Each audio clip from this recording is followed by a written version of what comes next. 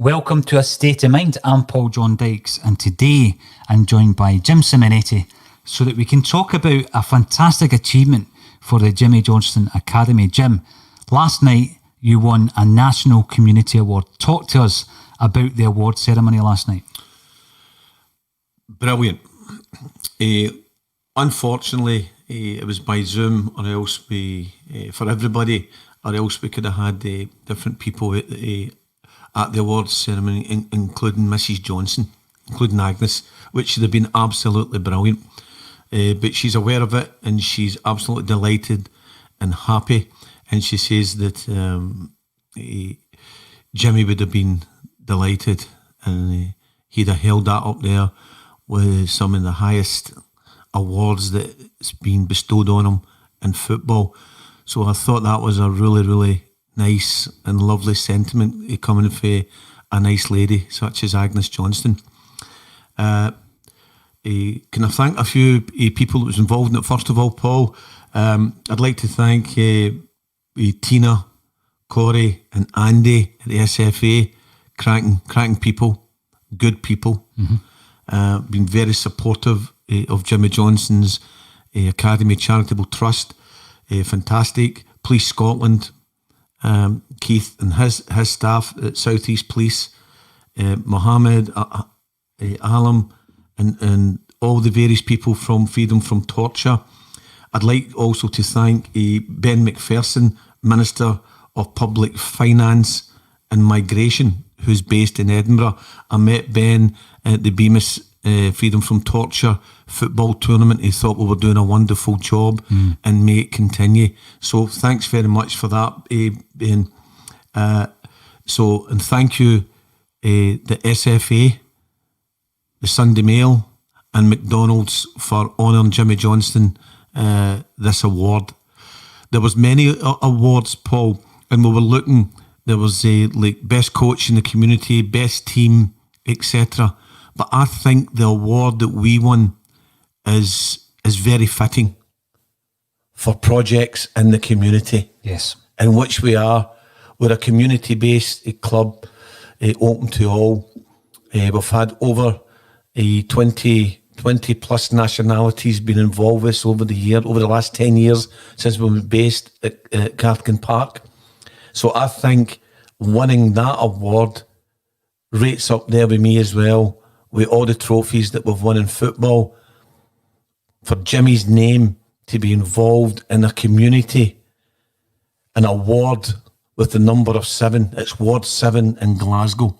So I'm delighted and happy. Kenny, well done. Joycey, well done. Mark, well done. Everybody behind the scenes, well done. The patrons, sponsors, everybody connected with Jimmy Johnstone are so happy today. They're delighted. And they should be, Jim, and it would be great to talk about the remarkable initiative that the Jimmy Johnstone were pivotal in seeing through within the community, and it was Freedom from Torture. Now, I've had a very small insight into the work being done at the Jimmy Johnstone. I know how tirelessly yourself and your colleagues work at Cathkin Park to make sure that these things happen, but also just the day-to-day running, and I say just, the day-to-day running of the Academy and all the young kids, male and female, who come through the doors. But you were involved and you got involved with the police authorities, with the SFA, with UEFA and others to run an initiative which was around refugees, yes, asylum seekers who'd been fleeing war-torn countries, Jim, and who had been subject to torture. And what you decided and what the initiative decided was that through the use of football, you would bring them together. You would allow them to integrate not only together but within the community. Yeah. To play football and to have that team ethic, that togetherness, the belonging that they got as a result of that. Because these are people who have been referred to by politicians as the new Glaswegians. And I think the way that you were able to welcome them to the Jimmy Johnstone Academy was remarkable. It was a special initiative, and it was that initiative that won the award. Tell us a wee bit about the background of that. Well, Andy Andy Gilchrist, again, as I say, a smashing guy from the SFA. He was contacted via UEFA, and they wanted a pilot scheme to be done in Scotland. And out of every club, we were chosen to do that due to a previous pilot scheme that we're involved in with UEFA again, was called Go Football, the Scottish Football Partnership. And we managed to bring, again, about 12 nationalities of young kids together and feed them through the holiday period. So when Andy approached us on this, we said that would be something that we would love to get involved in. He said, now, it's only going to be yourselves and Arsenal Football Club that are involved. So right away I thought of Jimmy and said he would be absolutely delighted and honoured that his name is in there with such a great club as Arsenal Football Club to deliver a project. Didn't quite understand at the beginning, but once we seen and met the people involved, your heart could do nothing but go out to these people. Whether it be mental torture, physical torture, these people he sustained. It was terrible, some of the stories.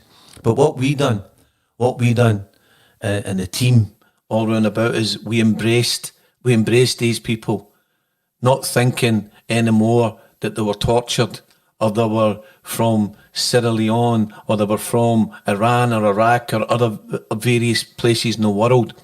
We looked at them as people and we embraced them and we took them into the fold and brought them together. Now I've learnt a word from Saul Davis of James very recently, who's turned out to be a fantastic ally of Jimmy Johnstone Charitable Trust. Everybody belongs here is a fantastic saying. And that's what it's like at Jimmy Johnstone. They came, they were shy, they wouldn't mix with each other, and then we pulled them together. It was absolutely wonderful how it all just came together. As I say, Kenny, Joyce, Mark, all instrumental in helping and bringing that together. And they started to laugh. They started to enjoy themselves.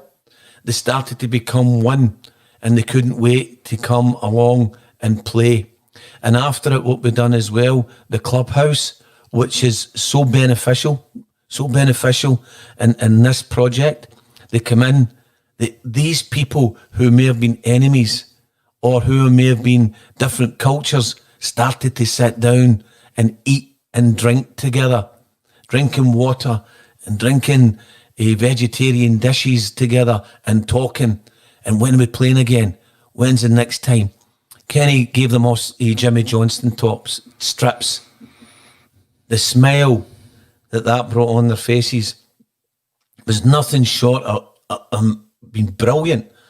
It's brilliant. Their faces, because they thought they were just going to wear T-shirts or whatever, but that special part of wearing Jimmy Johnston's badge and his jersey became so important. And when they came back in the following weeks, when they came into the dressing room, Paul, you had to see this. What happened was they would go and literally run to get a jersey and looking. And do you know the number they were all looking for? Number 7.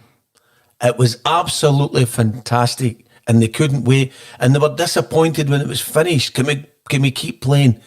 Jimmy, they call me Jimmy. Can we keep playing? Can we keep playing? The language barrier was broken down by football. The mentality barrier was brought together by playing football. The heart, intelligence and intellectual intelligence together between the people was brought together because of football. But the one guy that made it all happen, was Jinky.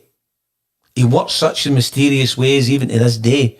And within the community itself, maybe we're not recognised for the work that we do, Paul? Yeah. But that award last night, when Agnes Johnson told me that's up there with the highest accolades that the greatest Celt has ever been given. How wonderful is that? And how great is that for the Celtic support out there, for the Scottish supporters, and for a great Scotsman to be chosen his charity as a pilot scheme out of every club. Jimmy Johnstone made it happen. You're absolutely right. And you're also right in saying that a lot of the work that you're doing, I've got an insight, I'm lucky, I can see what you're doing. A lot of the work that you're doing has not been seen to its full extent by certain areas of the community. And I think that it's been reported fairly recently that the Jimmy Johnstone Academy had put in a community asset transfer request because you have been based at Cathkin Park now, Jim, for over 10 years. Yes. You've maintained the area, not just the pavilion, we're looking at the pitch. And also there's another area that you're looking for a community asset transfer within the Cathkin Park, and that's the Mugger. So that's a multi-use games area. Yes. And that would obviously assist during weather issues, etc. You could use that, floodlit, and that's part of the plan. So you had made an application for the community asset transfer. And from the outside looking in, do you find it strange that Glasgow City Council have refused the asset transfer for a facility that you've maintained and used for over 10 years and have stated that you have not done enough work in the community, yet you've just been awarded the highest accolade from the SFA for the best community football for all project? Daily Mail, Sunday Mail, sorry, my apologies. Daily Record, Sunday Mail and McDonald's. So we've been recognised in that field. It's sad and it's disappointing. Yes, it does seem strange. We've been working with the council where one of their from jobs in Glasgow was seconded across to us to help us with the business plan. We answered all the questions and then they came back and they said that we hadn't met the criteria. But what we're an organisation, Paul, and most importantly, we're the custodians of the great Jimmy Johnstone's name and his legacy. And for years to come, there'll be other people that will come on board. So we're setting down the foundations at Cathkin Park, which is a historical place. Yes, it was the second Hampden and home to Queen's Park and home to Third Lanark up until 1967. But we've been maintaining and looking after the place since 2010. But, as I say, we're an organisation.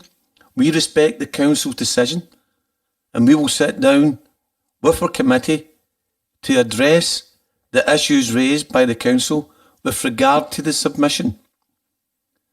In short term, what we're planning ahead, we're actually planning ahead with the installation of additional changing room facilities. And if you could give me the time to come back to you on that, I'll come back to you on that. And we're still working with numerous local groups who are currently using the facilities up until lockdown. These facilities are desperate. We're desperate to get back, and they're desperate to get back to work with Jimmy Johnstone Academy.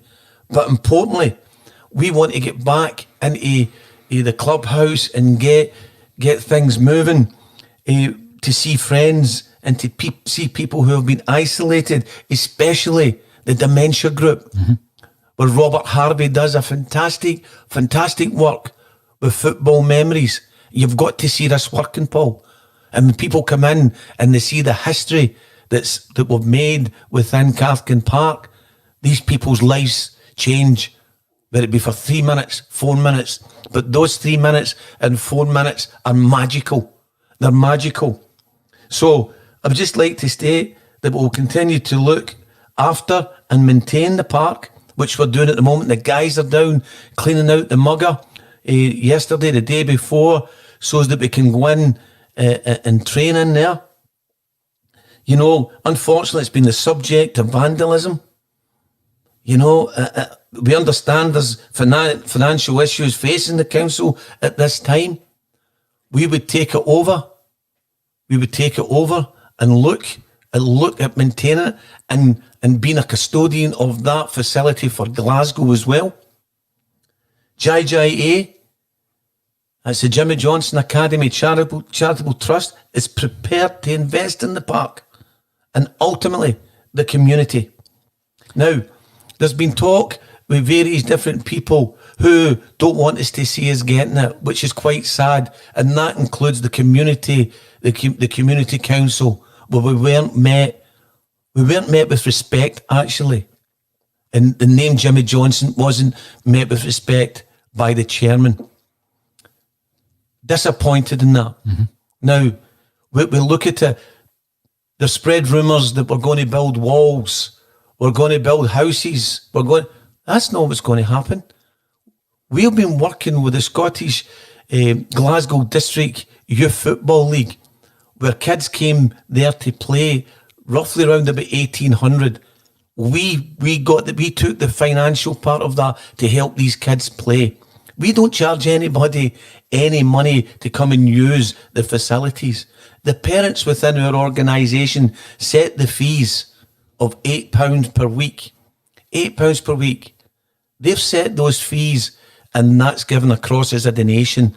And for that, the kids get roughly 5.5, 6 hours training a week plus a game. Mm-hmm. All their kit. And that's the parents. There's lies been said that we're in it for money, we do this. We're not in it for money. We personally don't need to be in working with Jimmy Johnstone for money. That's not the purpose. The purpose, and Jimmy gave me the instruction, if you can use my name to help people, please do it. Well, when I look at the fact, Jim, that you have now been awarded an SFA endorsed award, all right, for your work within the community, and I know for a fact that some of the people who were part of the Freedom from Torture initiative felt uncomfortable, for example, maybe changing in front of someone else because they bore the scars of their previous regimes that they had fled. But what happened was you were awarded previously the facilities, the changing facilities at Cathkin Park. Yes. You had to get planning permission. Yes. And people objected to that. Yes. So for me, looking at this from the outside looking in, there seems to be some kind of campaign to prevent the development of what you're doing at Cathkin. And I think from the followers of A State of Mind, yes, the Celtic State of Mind and the Jimmy Johnstone, I think the followers, and I would ask the followers to contact Glasgow City Council, get behind us with this. Tell them about the incredible work that the Jimmy Johnstone Academy does. Ask them why they've refused the asset transfer. Ask them to justify that refusal, because what you've done with that initiative is you've actually practiced what they preach. And what they preach is that you should be creating new friendship groups for communities of interest. And a community of interest would be asylum seekers and refugees. You've done all of this within the community, but not only within the community, you've done it citywide. The people who have been involved in this have been from all over the city. And that's something that the Jimmy Johnstone has created. And when I'm looking at this, we've had some politicians on the podcast fairly recently. And I know that politics is a murky business, or it can be at the best of times. Do you think that the decision of Glasgow City Council is a political one? I do. To a certain degree, I do. I think they may look and say, if we were an organisation that was maybe in the arts and crafts, they may say, well, we'll give it to them. Maybe because it's football. And hopefully, and I pray, it's not because of the name, one of Jimmy Johnstone. Hopefully, and I say this with sentiment, I pray that it's not because of his name. He's a world-renowned sportsman. He's a great Scot. Now, when Jimmy, in the last days, last years of his life, when we spoke about how we would be going forward with his charitable trust and how it would take his time, he would say, you know, we don't need to sing from the high heavens. Just do it and get it done. We don't need to brag. We just do things for people because we want to do it for people and we want to help them. I mean, we can sit here, we can talk about Bemis, we can talk about the girls' side, We can talk about getting people to Cambodia. We can be talk about sending kit to different parts of to Africa. We can talk about sending stuff to Iran, to Iraq, different places of the world. We don't shout this, Paul. We don't shout it. But what we're doing within Ward 7 of Glasgow on a global basis under the great name of Jimmy Johnstone is fantastic. And I know the wee man would be delighted. He'd be proud. He'd be proud. Now, the changing facilities, well, here's another award. And thank you very much from the Scottish Football Partnership. They deemed it fit that we would be awarded 2 custom-made changing facilities to the value of around £36,000 to be placed beside the clubhouse, which we have now been granted permission for. But that had its own objections. And the local objections came as far as Kirkcaldy, as Dumfries, as Edinburgh, as Bailison, Shelton, and then the Evening Times misinterpreted locals. Locals are against Jimmy. They're no locals. They're no locals. So it's very disappointing things like this get put down. And we had our friend on earlier, Ewan, in journalism. You've got to get the facts and read into the right facts before you print something. Go and check out what the people are doing. Now, has anybody for the community, the local community, came to see us? Never. They're not aware what's going on in our community, but we were told we had to go and address them, which we did.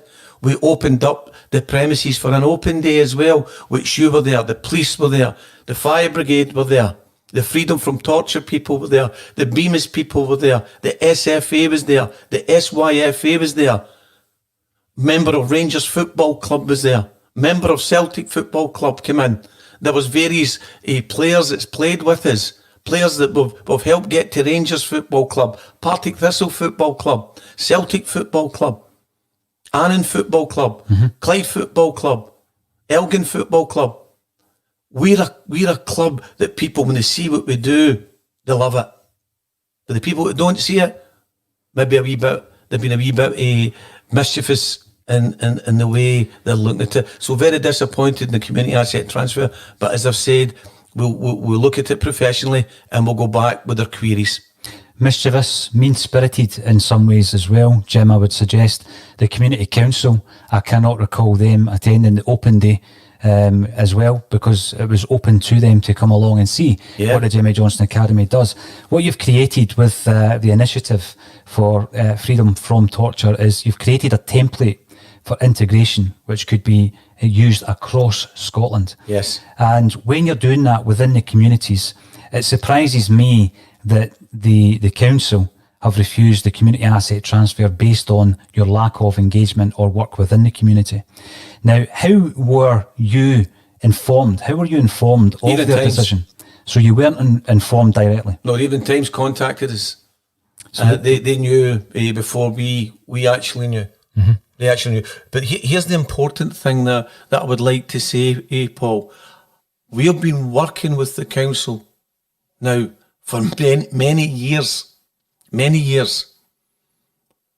Jobs in Glasgow are seconded across to us to work with us on the business plan, step by step, all the way. The final business plan, after about 20 plus business plans, it was then presented. And to come back and say and put holes in it is easy for anyone to do. But we will go back and we will look at this. But actually, it's hard to believe and saddens me that there's not been any as such correspondence. But I mean, I've not even had an official letter yet. Jobs in Glasgow may have had a letter, but no one sent anything direct to me or to any of the trustees through the post. We've not had an answer. See, that is disappointing. And I also think that, you know, when the council are looking at the objections, Jim, you've mentioned that previously some of these objections certainly were not from locals within the community. But have they sought the views of the people who use the facilities? Because a lot of the objections are from those who have never used the facility in the 10 plus years that you have been there? That's a good point, Paul. And the answer is no. Nobody came and asked us our views. Nobody came. Nobody came at all. And, you know, people they were rejecting it belongs to Third Lanark. It belongs here, belongs there. Now people are wanting to start groups. Oh, we'll go and clean the place up. We've been cleaning the place. I had an initiative as well that we cleared the terracings with the payback scheme from the police. Guys came up, cleaned all the place out. We've kept the place immaculate. I would like to ask anyone who's got one complaint in the 10 years that we've been there about us, about unsocial behaviour, about noise or whatever. We're respectful to our neighbours. We also approached the council and we asked them to lock the bottom gates due to illicit behaviour in that park. We also went to the council regarding the mugger, but it was sad one night when I passed by and I seen the horrible, horrible act of dog fighting within that mugger. It broke my heart watching this going on with the gambling in there. So we eradicated that. We locked the place up. We got padlocks to stop it. We approached various different people. Not once did Mr. Archie Graham ever come back to us. We asked for numerous times to speak to him. He never even gave us the courtesy of speaking to us. Never gave us the courtesy when he was in there at Culture and Sport, if that's the correct terminology.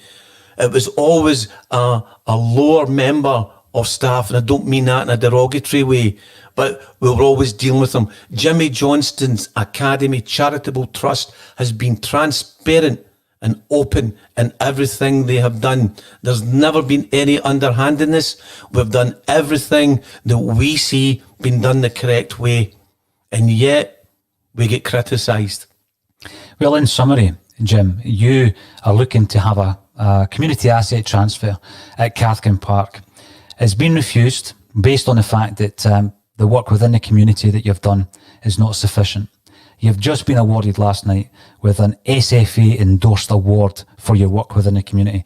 What I would ask all our followers to do in the coming days, and we'll be sharing this across social media platforms, is to get behind the Jimmy Johnstone Academy in a campaign to let the council know your views on this. Should the Jimmy Johnstone Academy be successful in the community asset transfer at Cathkin Park? And if not, why? Let's see the reasons for it. Let's see if they can justify that. Get in touch with them, because at this moment in time, you've not even been informed officially as to why. Correct. And what we would like to do there as well is we would like to open up on a daily basis the pavilion to various organisations that's in need of places to go, i.e. whether it be older people, whether it be people with mental health issues, whether it be people with dementia, whether it be people who need a bit of fitness. We want to embrace all these things. We want Jimmy Johnstone's legacy to stay within Ward 7, and it's ironic that it is that number. And it's very important, Paul, that what we're looking to do there as well is have a museum where part of Scottish football history. Anybody comes, they'll see the history. Mm-hmm. They'll see that Rangers has won 3 Scottish Cups there. They'll see that Celtic at the beginning in 1889 played their first Scottish Cup final there. Then the last Scottish Cup final to be played there, they beat Rangers. They beat Rangers there. They've won other Scottish Cups there. But not only Celtic, you heard me mentioning Rangers, because we've got many friends at Rangers. We actually go to Rangers and help with the dementia programme there. And we bring some of the people back as well. They see photos of the great Willie Henderson, the great Sandy Jardine, Big Billy McNeil, and the Lions, all various different members of Scottish football history there. Yes, Third Lanark won the Scottish Cup there. Yes, Queen's Park, various clubs. The Hibernian historians come and visit us. Kenny lets them in because they won the Scottish Cup for the first time on that Harold Park.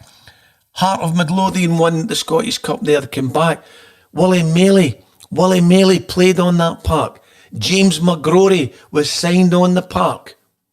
Willie Maley brought James McGrory. James McGrory brought Jimmy Johnstone, and Jimmy Johnstone brought all of us. The great John Thompson played his last final game on that park before he went to Ibrox, 3 days before it. There's a lot of history. Alex Ferguson's played there. John Gregg, everybody that you can think of, is all part of our history. So we want a wee museum there to represent the Scottish greats as part, not to take anything away from Hampden, but to have our own input and to look after a piece of Scottish footballing history. Jim Simonetti, once again, I'd love to congratulate you and all the people that assist you for winning the Best Community Football for All project at the Jimmy Johnstone Academy. It's an incredible, brilliant initiative, and what an accolade that is. Everybody who is interested in the Jimmy Johnstone Academy's community asset transfer, get in touch with us, but also get in touch with the Glasgow City Council. Let them know your views. We're going to be sharing this far and wide on social media, Jim, and if there's any update, we'll join you again on A State of Mind. So thank you very much for being part of today's show. Thank you for giving Jimmy Johnstone's Academy Charitable Trust the platform to